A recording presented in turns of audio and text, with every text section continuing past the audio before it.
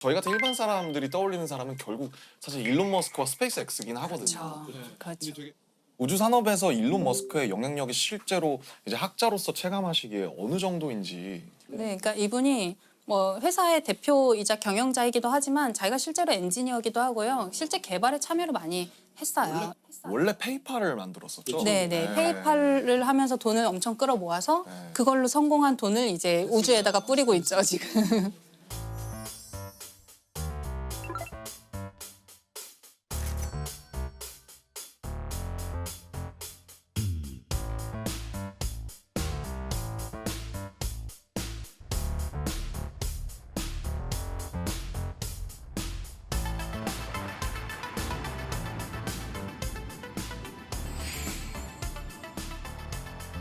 듣기로는 위성을 3,000개를 쏘아 올렸다. 네, 뭐 한 번에 막 수십 개씩 계속 쏴가지고요. 아, 그렇게 많이 돈이 많나? 돈이 많아.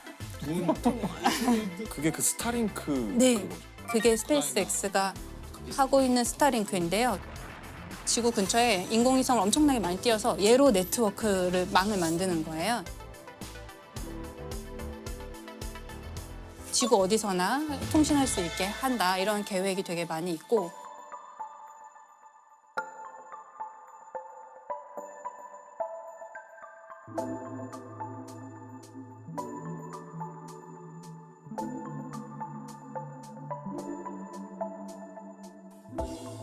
사실 정말 궁금했던 게 인공위성을 스페이스X에서만 쏘아 올린 게 3,000개가 된다고 하잖아요. 궤도가 커서 그런지 그렇게 여러 국가에서 인공위성을 막 수만 개를 쏘아 올렸을 것 같은데 부딪히거나 그러지 않나요? 부딪히기도 해요. 아, 그런 그래요? 사고가 날 수 있고 그래서 어느 정도 그 밀도를 유지하게끔 그런 규칙이 정해져 있어요. 그래서 우리가 우주로 쏘아 올리는 모든 물체는 등록을 해야 되는데요. 등록할 때 이제 우리가 어느 궤도로 보낼 것이다, 임무 수명이 어느 정도다, 임무가 끝난 다음에 어떤 식으로 폐기할 것이다 이런 이제 대략의 계획이 있어야 되거든요. 근데 문제가 되는 것은 거기에 참여하지 않고 자력으로 등록하지 않는 물체를 올리기도 해요. 왜냐하면 이게 등록 안 했다고 해서 처단할 수 없거든요. 뭐 거기로 가서 불법도 뭐 이렇게 할 아니고. 수도 없고 그렇죠. 그러니까. 그 갔는지도 모르니까 이제 지구 규모에서는 뭐 새로운 게 올라왔는지 안 올라왔는지를 알기는 어렵잖아요. 그래서 거기에 이제 참여하지 않으면 그런 미확인 비행 물체들이 정말 근데 진짜 최근에 뭐 이렇게 기사 보니까 우크라이나 전에 전쟁에 있어서 그것들의 정보를 제공하거나 이런 위성들을 우리가 이제 파괴하겠다. 그러면 만약에 거기서 쐈다. 그럼 미국에 가만히 있지 않을 테고. 이러면 진짜 우주 전쟁이 벌어지는 거 아니에요? 그래서 그 상대방 국가의 인공위성을 요격하는 기술을 이제 많이 개발하고 있는데 큰일 났다. 큰일 났어. 역시. 스타워즈라 그러죠. 그러니까 스타워즈는. 그거를 처음에 실험을 해야 되는데 우리가 실험을 남의 나라 위성을 진짜 요격하는 실험을 할 수는 없잖아요. 그러면 그래서 전쟁 나니까. 자국의 오래된 위성, 폐기해야 되는 위성을 자기가 격추하는 그러다 실험을 해요. 잘못 격추하면 했을 때. 자기네가 이제 실험적으로 격추를 했다. 폐기에 대해서 격추를 하면은 완전히 다 없어지는 게 아니잖아요. 사실은 그래요. 파편들 쓰는 끼. 맞아요. 그런 일이 실제로 일어날 수 있고 파편들이 굉장히 문제가 많이 되죠.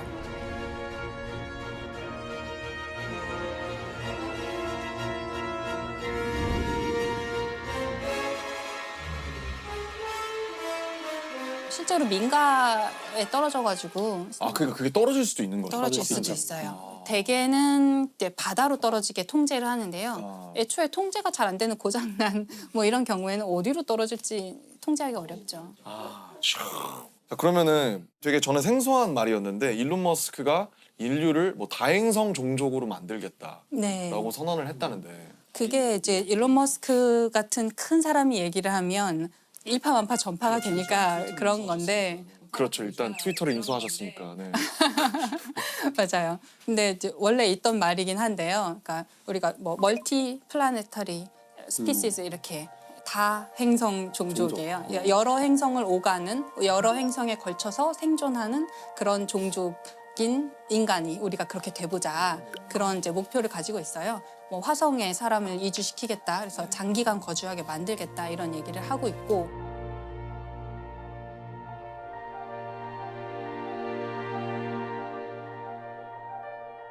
화성에 인류를 화성에 보내겠다는 계획을 제안하는 곳은 꽤 있었는데 그 중에 가장 잘하고 있고 가장 잘 살아남아 있고 진짜 할 것 같은 데가 스페이스X예요.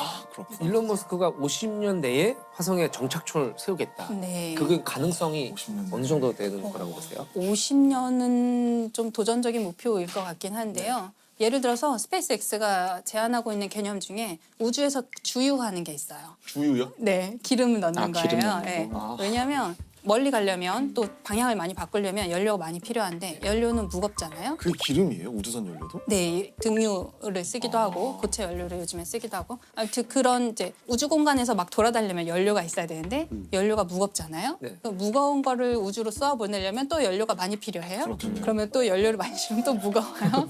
이게 이제 로켓 방정식의 저주라고 사람들이 얘기하는 로켓 공식인데 방정식의 저주. 네, 지구를 탈출하기 위해서 드는 연료와 에너지 양을 계산하는 건데요. 네. 연료를 많이 싣고 가고 싶은데 그러면 연료가 또 필요하고 이거예요. 그래서 어디선가 예, 타협점을 어디선가 찾아야 되는데 스페이스X 같은 데서 제안하는 거는 일단 띄워요. 일단 해서 우주 공간 띄워놓고 기름만 가지고 있는 연료만 가지고 있는 우주선을 또 띄워서 우주 공간에서 도킹을 시켜서 급유를 하는 거예요. 그래서 주유를 해주고 얘는 다시 지구로 돌아오고 그럼 얘는 우주 공간에서 이제 더 멀리 갈 수 있는 에너지를 다시 갖게 되잖아요. 미 공군이 사용하는 공중급유기를 우주에서 하겠다는 거죠. 네, 그걸 이제 좀 더 큰 규모로 하려고 하는 거죠. 그래야지 화성까지 가서 화성에서 착륙했다가 뭐 만약에 필요하면 화성에서 다시 돌아올 수도 있고 또 다르게 접근하는 데도 있는데요. 예, 아랍에미리트 연합이라는 이게 나라가 돈이 많아서 그런가요? 그렇죠. 그렇겠죠. 네. 일단 자본이 뭐 네, 거기는 이제 석유로 자본을 많이 가진 네, 나라고 네. 그런데 석유가 한계가 있잖아요. 그렇겠죠. 언젠가는 바닥 날 거란 말이에요. 그러면 석유를 가지고 경제를 부흥시킨 이 나라는 다음 단계를 이제 미리 대비를 해야 돼요. 네. 그것은 개인 과학자의 차원이 아니라 어쩌면 국가 차원의 네. 미래를 위한 대비일 수도 있겠어요. 이 아랍에미리트가 화성에 2117년까지 도시를 만들겠다. 2117년. 네, 2117년까지 이제 그 계획을 2017년에 발표하면서 100년 100년 내에 안에. 하겠다라고 한 건데요.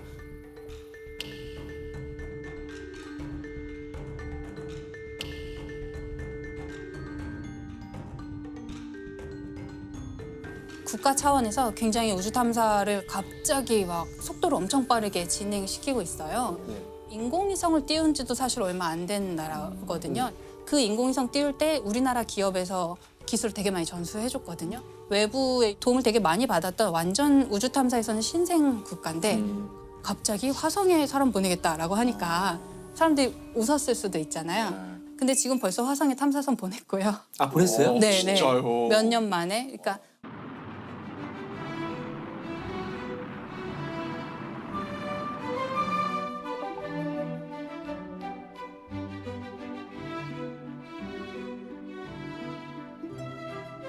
원래는 어떤 한 국가가 열심히 준비를 해서 화성 탐사선 정도 보내려면 한 10몇 년 정도 준비를 해요. 개발 기간.